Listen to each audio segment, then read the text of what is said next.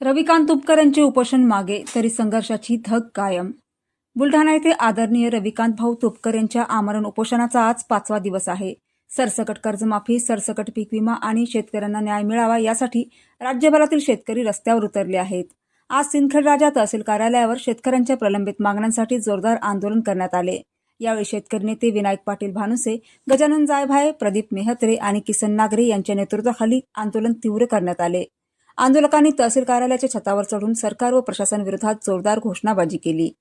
पीक विमा आमच्या हक्काचा, नाही कुणाच्या बापाचा, असा कसा देत नाही, घेतल्याशिवाय राहत नाही, सरसकट कर्जमाफी झालीच पाहिजे, अशा घोषणांनी तहसील कार्यालय परिसर दणाणून गेला. परिस्थिती गंभीर बनत असताना पोलीस प्रशासनाने वेळीच हस्तक्षेप केल्यामुळे संभाव्य अनर्थ टळला. दरम्यान आज पळसखेड चक्का येथील माझ्या राहत्या घरी मी जेवण करत असताना पोलिसांनी मला ताब्यात घेतले. आम्ही शेतकऱ्यांसाठी लढतो, हा जर आमचा गुन्हा असेल तर हा गुन्हा आम्ही यापूर्वी केला आहे आणि पुढेही करत राहणार आहोत, पण शेतकऱ्यांचा आवाज कधीही दाबू देणार नाही. ज्या शेतकऱ्यांच्या घामातून अन्न पिकते तेच अन्न खात असताना घरातून ताब्यात घेणे ही अत्यंत वेदनादायक बाब आहे. शेतकऱ्यांच्या वेदना शासनाला कधी समजणार? माननीय मुख्यमंत्र्यांनी शेतकऱ्यांना दिलेले शब्द ते कधी पाळणार? 1-2 कार्यकर्त्यांना ताब्यात घेऊन शेतकऱ्यांचा लढा थांबणार नाही. उलट आता अधिकाधिक शेतकरी रस्त्यावर उतरले आहेत. शेतकऱ्यांचा आवाज दाबण्याचा प्रयत्न झाला तर हा संघर्ष आणखी तीव्र होईल.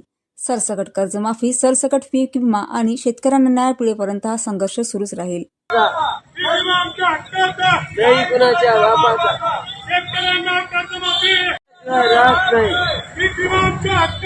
नाही कुणाच्या बापाचा, नाही कुणाच्या बापाचा, नाही कुणाच्या बापाचा.